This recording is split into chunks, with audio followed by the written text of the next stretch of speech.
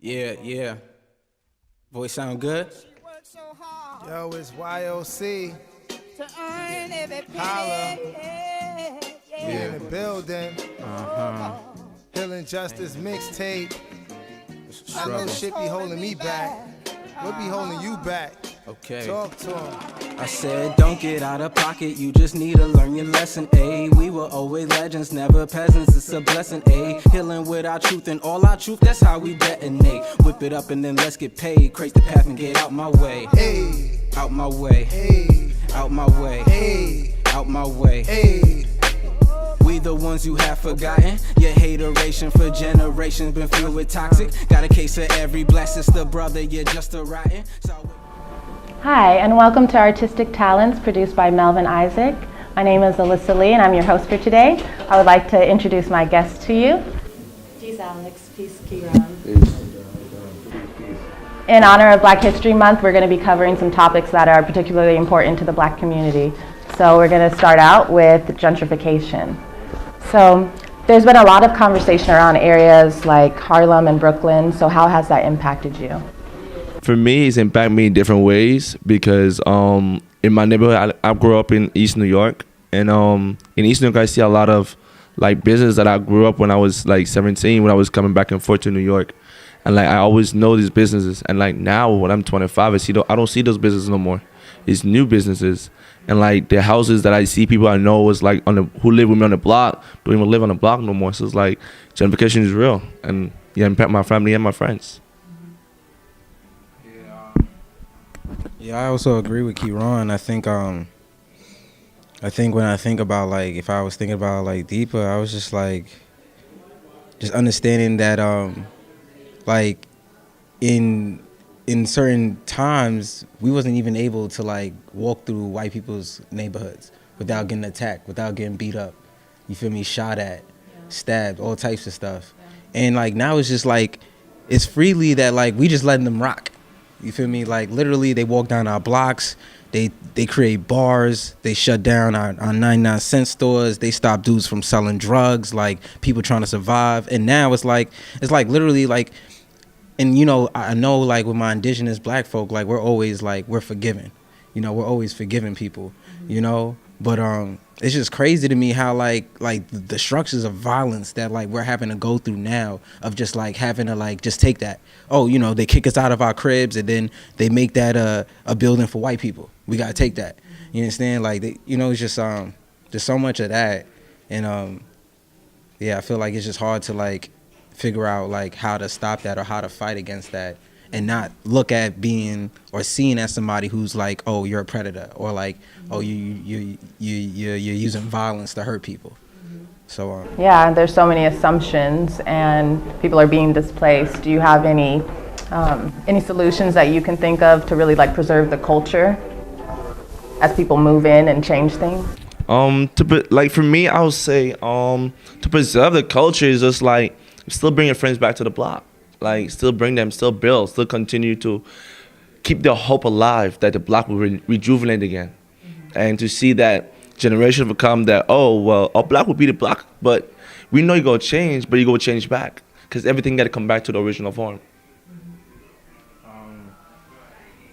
yeah, I'm thinking, yeah, there's a lot of beauty that still like rests within us that like obviously can't be stripped away in a certain way, and I think we gotta really like learn or like be grounded to see those things.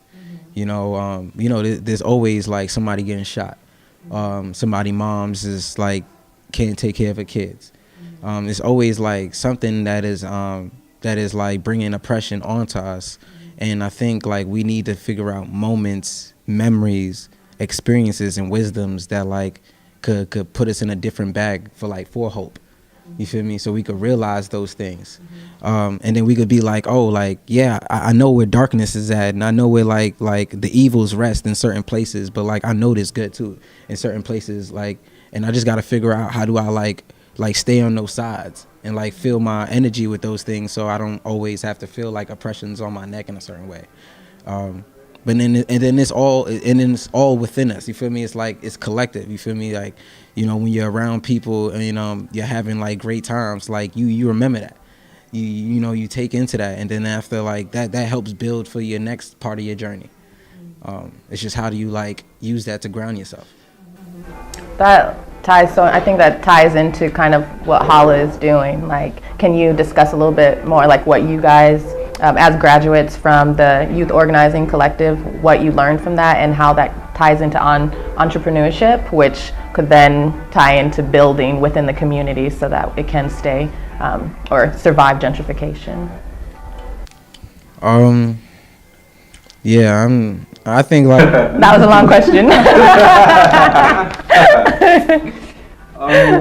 Like, we just do I think it's just grassroots, man. We just like, you know, and then it's about like figuring out how to be as human as possible. You know, I think that's like probably one of the most amazing things is that like is to imagine all the possibilities of being yourself, and then you know there's no restrictions to that, or like you know there's no barriers to figuring out that. So like when we think about like, you know, our young people and like how they like are basically our future, our legacies, you have to figure out like how are we going to invest into them, and the investment in them have to be off the chart. It has to be infinitive. You feel me? You can't like stop at a certain level and just say, oh, they could just read a book. Like, nah, they could create the book. You feel me? Like you know, we have to figure out more ways for them to like own their own leadership. You know, so definitely the Youth Organizing Collective, that's part of Hala. Like, yeah, we just we try to build with our people and just like be as human as possible, figuring that out. You know. Man, you sum it all, man. But but from my experience, I could say being in Youth Organizing Collective is like, it's not only is people you work with, is the relationship that we cultivate over the 18 months that make us be the Youth Organizing Collective. The movement is we all come to a realization that the movement is not about us only now. It's about the larger community. It's about the marginalized community. It's about, we really talking about black and brown people. We talking about indigenous people. We talking about African people. We really cultivated all those Afro-Caribbean, Latinx, all those into one culture and told them that you all beautiful in one nation. And we look at those and like, when we look at YRC, we're looking at the hope that everybody's looking for. The dreams that we're looking for, the accomplish of the things that we have done so far, we've done it as a collective, not a single person. It's beautiful, and that's true. Like, we're all stronger when we work together than just by ourselves. So I want to ask you a little bit of what you feel, or why you feel Black love is important, or its importance today. Like, why do we need that? I said Black love is very important and very vital in this current administration, because if you don't have self-love, then you can't have love for nobody else. And you have to love yourself in order to love other people. And for me, it's very important because my mom is dark skinned, and I was like, Ma, like, why are you so dark skinned? And I never understand that. And then as I get older, I start realizing my mom is beautiful because she's dark skinned. No, she's beautiful as a woman. And I start realizing that Black love is very vital in our communities. That lack of culture doesn't exist anymore.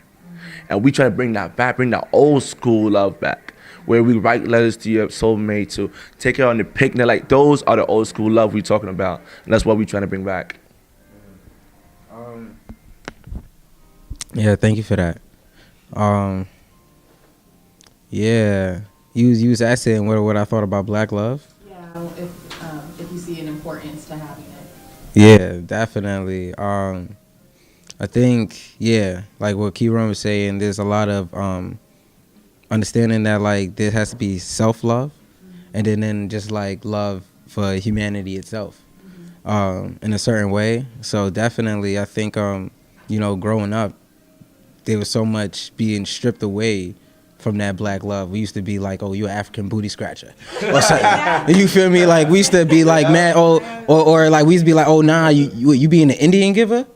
You understand? Like, we like creating like how history has created chains of like of you feel me, or shameful of like our own Black selves. you know. So definitely I feel like, yeah, there has to be like a lot of like self-love. You have to start affirming yourself in the morning. Feel me? Start affirming your blackness. Just be like, yo, you're beautiful and you black. Like, just, and then, you know, just more of and then also it's not only that, it's about like the other people that's like also in that spectrum of black that probably also doesn't get that that affirmation as well. And then I think this is also, it's not only about like, I think black love connects to whatever human love. You feel me? Because like I said, like us black people and indigenous folk, we're so forgiving. And to be people who's like always opening up our hearts, opening our homes and our cultures, even when we know people's gonna oppress us and hurt us, I think that's a strength right there. That shows that, like, you know, we're gonna figure out whatever differences or like whatever traumas to come through our love, though. So definitely, I feel like black love is definitely the most important.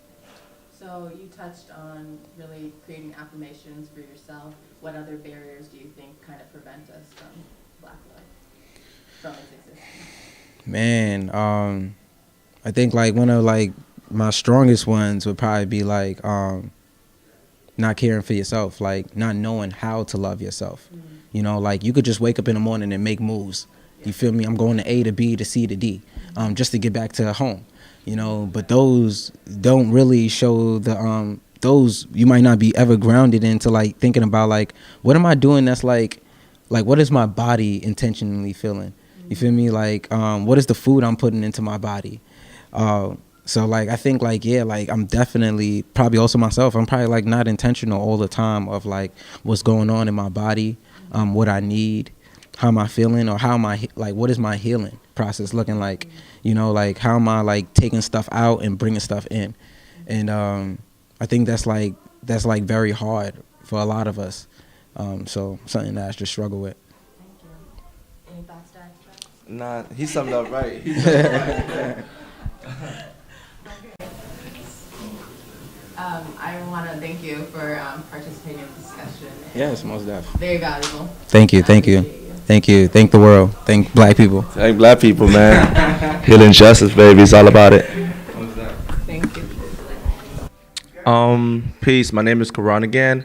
You can follow Holla, and you want to know about my story and my co-organizer Alex's story, you can find us at holla-inc.com. You can also follow us on Instagram at Holla, How Alive Link All Together. You can find us on Twitter at Holla_US, and you can also find us on Facebook at How Alive Link All Together. We do accept donations, and we were looking forward to meeting you and all the group out there. Welcome back. I'd like to introduce our next guest. Peace, Mark. Peace, Maisha. Hello. So I would like to discuss what you've learned through, you were also a graduate of Holla's Youth Organizing Collective. So can you tell me a little bit about how that prepared you for your interest in entrepreneurship? So as a graduate of Holla and YOC, I learned a lot about the nonprofit organization in the field, and a lot about what it takes, like grant writing, sponsors, the summit, like a lot of events that we hosted. It taught me a lot. So it inspired me to want to open up my own not-for-profit organization, not now, but eventually at some point, because I have a lot of insight and I feel like I can give back to the community in a different way, building on from the things that I learned from Holla and YOC. That's awesome. Very cool. And do you have any thoughts on entrepreneurship? Are you involved in anything on the business end? Well, one of the things that I do now, I founded my own non-for-profit called the Redemption Center, and we provide transitional housing for men being released in prison. At one point, we were doing both men and women. We're looking to go back to doing both men and women. And I did it for this whole idea of a need and to change the face, if you will, of the formerly incarcerated. Because oftentimes people look at someone who's formerly incarcerated and, you know, there's this stigma that's attached to them that primarily denotes that, you know, they're inferior, they're incapable of, you know, of living within the parameters and means of the society lawfully, which are all like misnomers, and it's just simply not truth. And not everyone who is in prison is, if you will, an animal and or savage, as you know the media has portrayed it or portrayed us to be, you know. And so when we talk about, again, the whole idea of entrepreneurship, I believe that that is a way for black people to begin to do for themselves and not primarily depend on someone else doing for us. You know, as I was on my way coming here, I was, you know, reflecting on something that Carter G. Woodson said in Miseducation of the Negro, and he talks about how he who controls your thoughts also control your habits and your actions, and basically, you know, will define for you everything that you need to do. And I think that when we begin to start defining for ourselves, creating things for ourselves, supporting things in our own community, you know, then I firmly believe that we can put, if you will, a dent or take, you know, when I was growing up, they used to have this commercial on TV called Crime Dog McGriff that was designed to take a bite out of crime. I think that once we start coming together and putting our things together, then we can take a real bite out of crime. And I believe you were formerly incarcerated?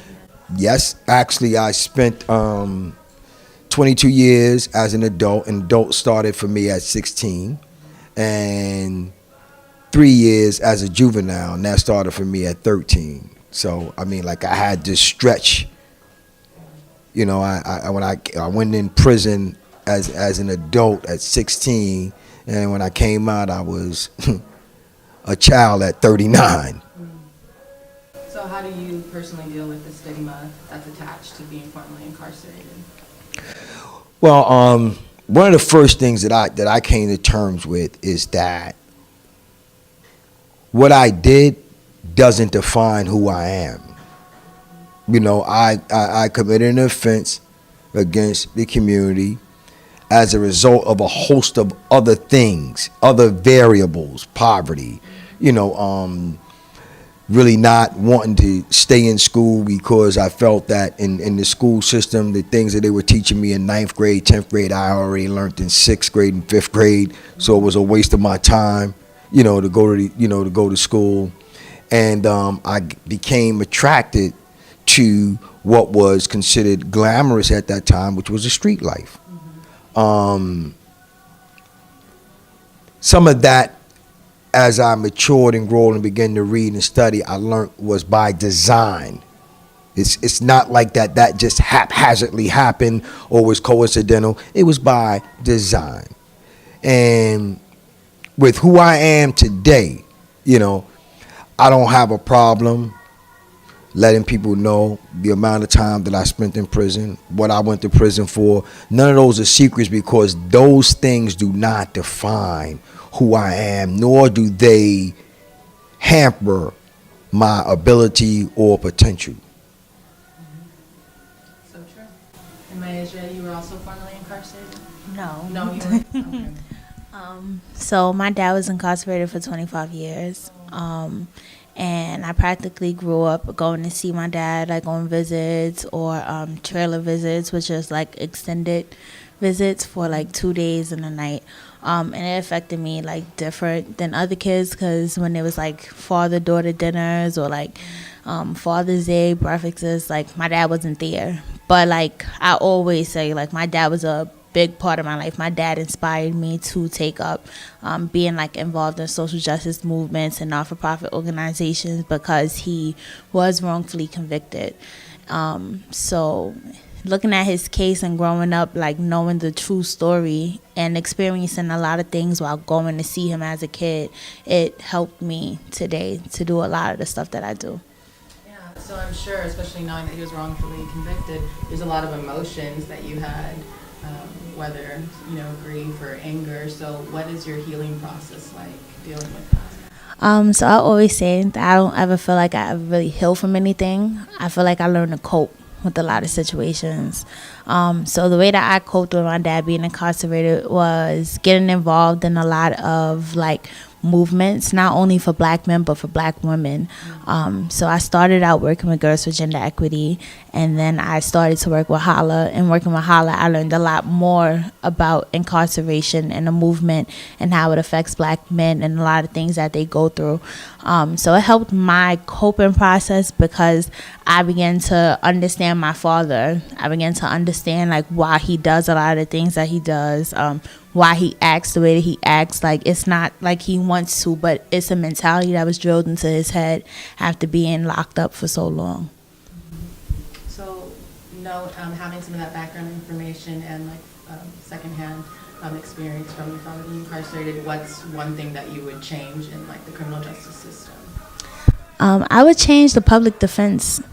So when I first started out, like going to college and school, I would always say I wanted to be a lawyer. And I think that passion is still there, just not as strong as it was before. But my dad had a public attorney, and his public attorney really didn't look at his case. But as I grew up, there was a lot of holes that I found in my father's case that I felt like was clear to any person that could read and see, like anybody that understood law. And I was young, so I had to look up a lot of those terms and like piece stuff together for myself. But I understood a lot that was just there that could have easily been fixed, could have easily been talked about, could have easily lessened his sentence, but nobody did anything and nobody said nothing. That's so difficult, I can't imagine. I wanted to ask, when you first found out that you were going to be incarcerated, can you walk me through the process of what was happening, like going through your mind, like to prepare? Well, the interesting thing about that is that one of the things I oftentimes share with people is that they process you in prison. It's a process, but they never process you out. When I was in juvenile, the juvenile was a first step that sort of like started to prepare me for prison. And when I originally went into juvenile the first time, it was merely because I didn't go to school. I refused to go to school. And, I went in there and I learned so much about criminal activity. I mean, like, I was novice, basically knew nothing outside of maybe going into a store and shoplifting, because as a young kid, sometime I had to do that in order, because, my mother was a single parent. She had, 6 other children, relegated to welfare, which really didn't afford us the opportunity to live healthy and normal lives. So I was compelled at times to go out and, steal from grocery stores, food, and bring home so that we could eat. Be that as it may, when I went through juvenile detention, my first experience with being like confined and taken away from society was in Spofford. And again, I was already familiar with the streets, so I knew how to basically take care of myself. I wasn't afraid to fight. That's what we did in the streets. And basically, when I came out of that, after being back and forth in and out of those for 3 years, when I originally got arrested the first time, again, this process. And the process starts with this removing you from your dignity. It starts with stripping you of your dignity. And how do they begin to strip your dignity? Take your clothes off. Bend over. Spread them. We want to make sure you don't have no contra. I mean, like, just this dehumanizing piece. And you get that initially right away, and it's like, wow, what's going on here? Yeah, it's like, it's like a shock. And as you move back and forth, going back and forth from court to whatever detention center you is, you begin to start to get accustomed to it. You adjust to it. All right, I know I'm gonna have to strip. I know they're gonna look up my crack of my behind. I know they're going to tell me to open my mouth. You get immune to it. So by the time you get to upstate to Department of Correctional Facility, you're already ready for that because you've been going through it back and forth for X amount of months, weeks, and in some instances, years. And, I always resisted it. I resisted that. I was like, what man is going to want to look at another man's private part? Something is wrong with you, not me. So, I played these mental gymnastics with myself as survival techniques, and just the dehumanization. You asked about the criminal justice system. One thing I will say about the criminal justice system is that it's definitely criminal. It's criminal. It's criminal. Whereas it's supposed to be about rehabilitating you, but we need to start with habilitating us first. Forget about rehabilitating us. I don't want you to rehabilitate me and turn me back to what I was doing that ultimately led me here. I want you to help me get to some spaces and places where I won't have to do what I did that ultimately got me here. And, when the sister was talking about just now, Myasia was talking about the public defenders. It's not just the public defenders. You got district attorneys. It's all corrupt and just like crooked. And it's not about fairness. That's what most people in America don't understand about the court system, the district attorney, the police. It's not about fairness. It's about procedures. Did they follow the procedure? We don't care if you're guilty or innocent. Was the procedures followed? And then when you start talking about the procedures, that has different implications for different groups of people. So one of the things that I would change about it is that one of the first things I would do is I would allow cameras to go into the courtroom. So we need to because the public needs to see what's going on in there. That'd be very powerful. Let's get cameras in the courtroom. Thank you so much for opening up your hearts and sharing those experiences with us. Really appreciate you guys. Hi, I would like to welcome another guest. Peace, Isaac. How you doing? I'm well. So I would love to hear about Isaac Quarterly and how you kind of started as an artist.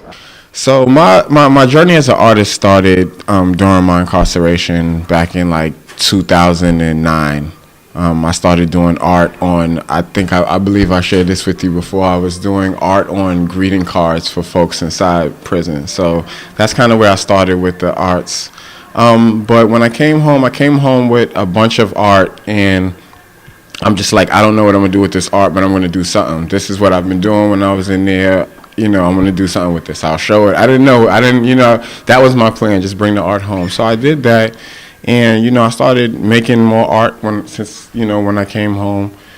I started participating in more art exhibitions, and from there, I was just like, I want to have my own business, and Isaac's Quarterly, what it is today from what it started from is it's like a total evolution. We went through so many phases of having different identities. What do we want to do? Do we want to be a business where we sell items? Do we want to provide resources? Do we want to, what do we want to do? Do we want to just have events? Like, what is this? So it took some time, and this was founded by me in 2014. So, it's been a while now. And in 2018, I think that, I want to say I know that we found what we want to do, and Isaac's Quarterly is a resource to artists, And our first resource is the Confined Arts, which is the platform for currently and formerly incarcerated artists to show their work. So it's taken its time, but we're here now. We're gonna ride this wave. That's awesome, because having an artistic outlet is so important. Yes. Especially to healing. Yes. Can you share kind of your healing process, coming home? Incarcerated? Healing. I think most of it comes, at those times where, I'm either in a session with, the people I work with or I'm working with at the time, or when I'm doing art. Those are the only two times, either when I'm talking about something I've been through, or I'm listening to something else someone else has been through that's kind of similar to me, and I can relate and gain that interpersonal comfort right there with that. Or when I'm by myself and I'm zoning out in my art. Those are like the only two times I can really find healing and, just not just in what I've been through in prison, but just in life. We go through so much stuff on a day-to-day basis we have to be healed from. People hurt our feelings. We got to get healed from that, it's, and even bigger, so. Yeah. How would you say your experience being incarcerated changed your perspective, like growth-wise? In general? Yeah. I mean, shucks, I don't want to go to jail no more, so I'm going to stop doing a lot of the stuff I was doing before. It's changed it in that perspective, just like obviously for the obvious reasons. But it's changed my perspective in a lot of ways. Being without a lot of things makes you appreciate a lot more. It's changed my perspective as a father. I was just telling my lady yesterday that we took my daughter out for her birthday. She turned 12 yesterday. And I was telling her, I used to be in jail praying for the opportunity to be able to take care of my kids. So to be able to, grab her from school and take her out, and, show her some fun on her birthday, it really meant a lot to me. So jail changed my perspective in a lot of ways. It's changed my perspective on how to deal with people, Just imagine living in like a room this size with like 10, 12 people, you know what I mean? You definitely have to learn how to read body language and, make it work, you know what I mean? So when you have to work in work environments, small work environments, you kind of, know how to navigate, how to move to be comfortable and not to step on people's toes or not to, whatever it is you have to do because So it's changed my perspective through experience and, just having a lot of time to think and losses, that I had to suffer. So it's changed a lot. It's changed my perspective in a lot of different ways, What would you say was one of the hardest challenges? What, for me to overcome? While being incarcerated. I think to answer that question, to give you a good answer for that, an honest one, I think that the hardest thing for me to overcome was the understanding that I remember that my youngest daughter's, the one who celebrated her birthday, her mother would say, well, you chose to be in jail. And I used to be like, yeah, what do you mean? I didn't choose to come here. I didn't ask them to lock me up. I didn't ask them to keep me this long. And it took me some time to really understand that I made that choice through my decisions. When I made those decisions, knowing the consequences, I inadvertently chose to, go to jail. Like you're making this choice to either, if you go down this road, you're either going to end up dead or in jail, and you go down that road, you've already made the choice to, either end up dead or in jail. So whatever becomes of you, that was your choice you made. You know what I mean? So it took me a while to understand that and be able to own up to that. You know what I mean? Because we know that Black and brown communities are disproportionately imprisoned, and sometimes the reasons are out of their hands because it's survival, what advice would you give to a person who, is kind of stuck between a rock and a hard place? I don't know, man. I try to share wisdom with people based on what I know, what I've been through, and I just try to refer them to places. But I would always say talk to people. Utilize the resources most close to you, even if you don't know that you have them. The people closest to you, even if it's not somebody you're totally comfortable speaking to, if they've shown you that they're, trustworthy, maybe it may be worth it to share something with them so that they could possibly help you. A closed mouth doesn't get fed. Sometimes we don't get the help we need because we don't speak up, and sometimes we don't know to speak up. So. I guess the advice I would say is utilize the resources around you. I spoke to some of the new scholars that came into Columbia. I went to their class on Monday and I spoke with them. They're formerly incarcerated students. And, I told them the same thing. Y'all on this campus. I'm gonna be personally upset with you guys if y'all do not utilize the resources that are here. It's a ton of them. And a lot of times we have resources around us and we don't know about it, That's true. So can you share a bit about the work you're doing at Columbia? Okay, so I'm the Arts and Communications Coordinator at the Center for Justice at Columbia University.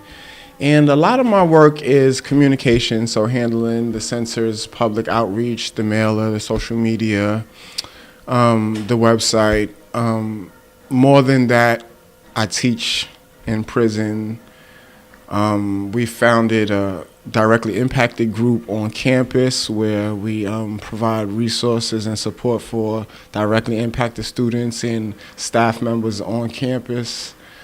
I speak all around campus. I speak all around the country with Columbia, talking about the arts and incarceration.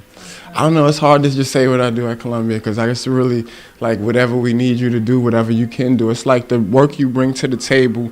It's interesting because we work, you know, collectively, independently, collectively, if you will, because we all bring our own style of advocacy and our own area of expertise to the table.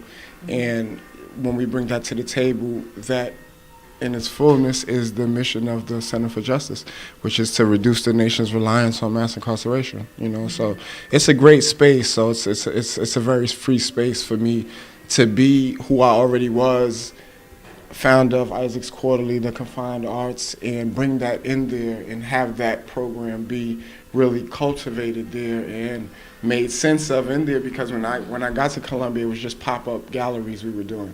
You know, and when I got to Columbia, when I got some counseling from my peers and some mentors, it evolved into what it is today. So, you know, I feel like I went off, but I think, you know, excellent. But yeah, I mean, it's hard for me to really, it's hard for me to really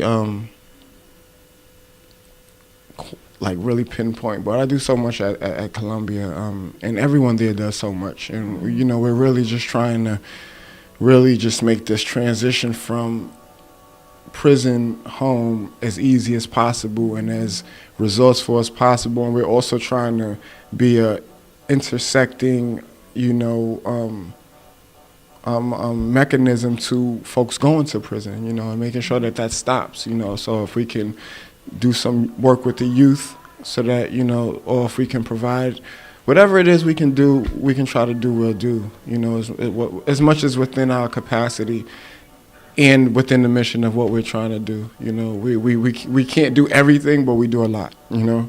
We do a lot. And it has to start somewhere. It has to start somewhere, yeah. Sounds like you're really making an impact. Yeah. Thank you so much for being here. Thank you for having me, really. Thank you. This poem is in honor of Alton Sterling and Philando Castile, entitled Swim.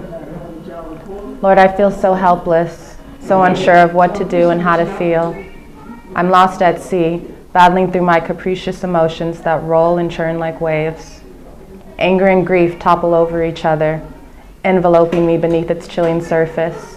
All is closed off. I only hear silence as the sea rages above me. It would be so restful to be buried beneath its depths, alone, safe, free. But I struggle to the surface for breath. I need to find serenity above ground, for I long to breathe in peace. Its heady fragrance is so foreign to me. But the stench of hate, the malodorous scent of injustice, these aromas are all too familiar. Oh, how I long for the winds to change, to carry empathy and grace to the nostrils of the merciless, to blow forth against intolerance, to disrupt the minds and hearts of the ignorant, to push down the wall of denial. This is our world. This is our reality. This. It doesn't have to be our existence. Despair and helplessness collide, a tumultuous sea attempting to lead me to doubt and question, but you, O God, are faithful. You are continuous and true. When the world is chaos, you stand still. You're the solid ground I'm spit upon by a merciless and unapologetic sea of life. But you made all colors, all souls, all humankind. You hold our hand throughout the storm, bestowing courage and grace. The ocean may be powerful, but in your perfect timing, you calm the oceans, and you tame the wind. You speak and all obey. Satan, get behind thee. Here you have no place. Though tides of tensions rise and the wind howls in protest, the disquiet that simmers is forging bonds in unity because of hate. Our Father, the Alpha and Omega, He has us in the palm of His hand, and we cannot be snatched from it. The manipulative sea strives to drown us, but we wade in the water. The wind may batter against us, but we stand firm upon the rock. We tread the waters of slavery. We sustain the loss of identity once ripped from our motherland. We assembled the vestiges of our African heritage, clung to God as we were tortured, raped, maimed, and brutally killed. We rose above. We made our way without 40 acres and a mule. We endured severe segregation and hate speech. We remained seated. We chose education in the face of lynching. We stayed courageous while attacked by dogs and fire hoses. We sang hymns in prison. We buried our families and our leaders. This was 200 years ago. This was 50 years ago. This was yesterday. We continue to hope. We continue to breathe. We can stay afloat alone. But to swim free of fear, in genuine equality, oh, how I have a dream.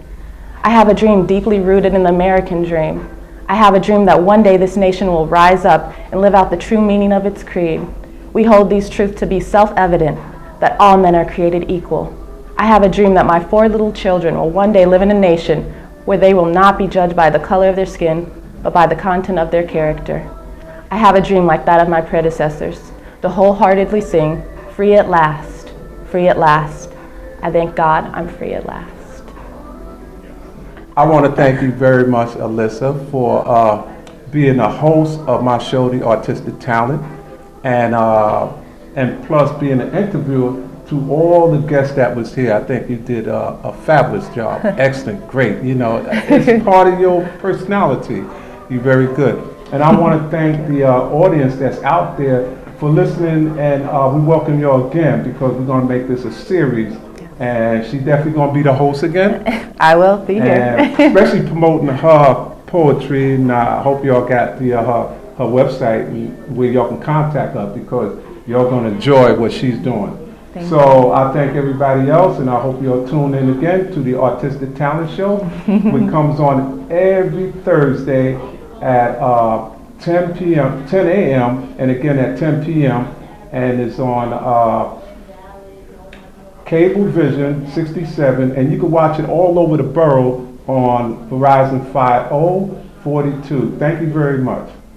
All right. Thank you so much, Melvin, for having me. And you can find more of my poetry and interviews like this, along with portraits that I've drawn on my blog called wematter.blog. Thank you so much. Here you go. Thank you. Yeah, word.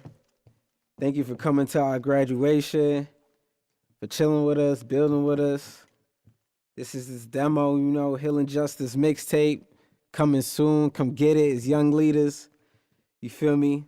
Making music, healing music, building music, coming to your city, coming to your country, taking over policies, taking over the state, saying fuck the state.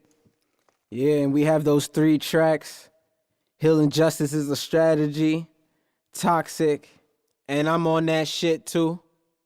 And our Healing Justice mixtape is a feedback of our truths, of all of our people truths. So y'all gonna get it. Yeah. Voice sound good?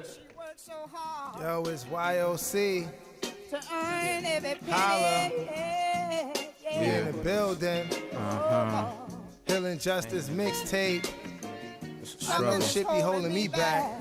What be holding you back? Okay. Talk to him. I said, don't get out of pocket, you just need to learn your lesson, ayy. We were always legends, never peasants, it's a blessing, ayy. Healing with our truth and all our truth, that's how we detonate. Whip it up and then let's get paid, create the path and get out my way. Hey, Out my way, hey, out my way, hey, out my way. hey.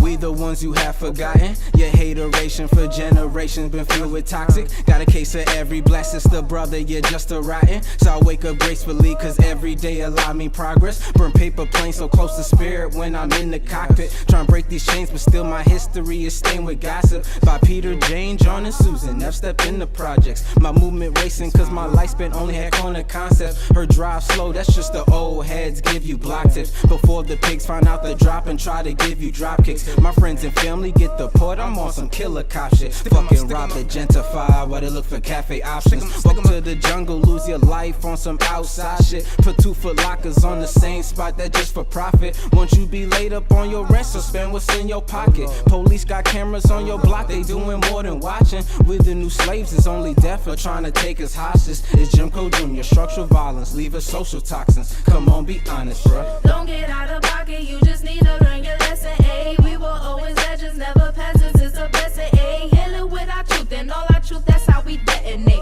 Whip it up and then let's get paid. Raise the roof, then make it rain. Hey, Make it rain. hey, Make it rain. hey, Make it rain. hey.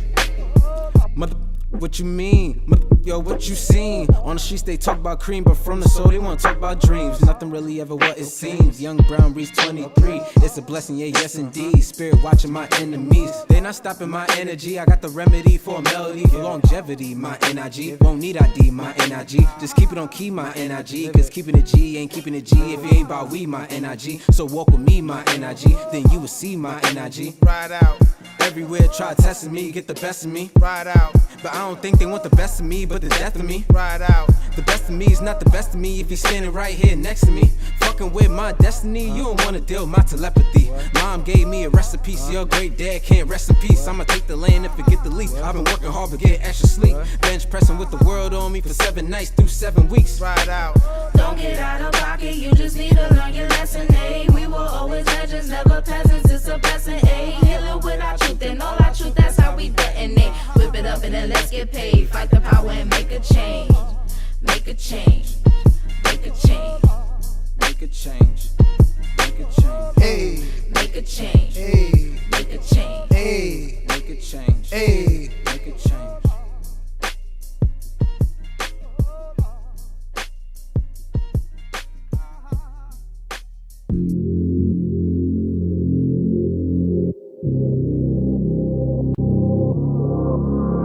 Welcome to TrillEmotion.com.